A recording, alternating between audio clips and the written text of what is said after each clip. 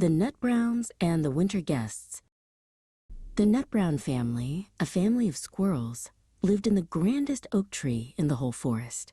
Their home was a cozy nook filled with the fluffiest moss and the tastiest nuts. Papa Nutbrown and Mama Nutbrown were very proud of their home and their son, Squeaky. Squeaky loved to scamper up and down the branches of the great oak, his bushy tail flying behind him like a flag. He was the fastest nut gatherer in the whole forest, and he knew all the best spots to find the plumpest acorns. But the wind was beginning to blow colder, and the leaves on the great oak were turning from green to gold and red. "A harsh winter is coming," Papa Nutbrown said, looking at the gray clouds gathering in the sky.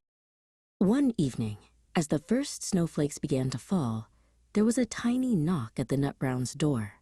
It was the Field Mouse family, shivering in the cold. "Please," said Papa Field Mouse, "we have no home, and the winter is here. May we share your shelter?" The Nutbrowns looked at each other. They had worked so hard to gather their food and make their home cozy. There was just enough room for them, and just enough nuts to last the winter. But then Squeaky looked at the little Field Mouse children, their whiskers trembling with cold. He thought of how warm and safe he felt in his bed of moss, and how he always had a full tummy.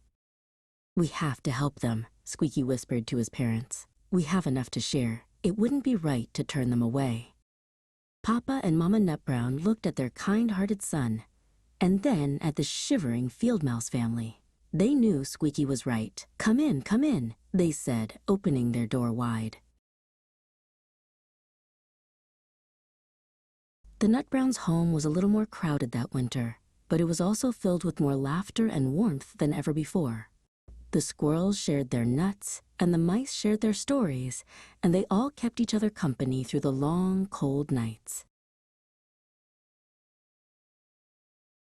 When spring finally arrived, and the Field Mouse family found a new home of their own, the Nutbrowns knew they had done the right thing.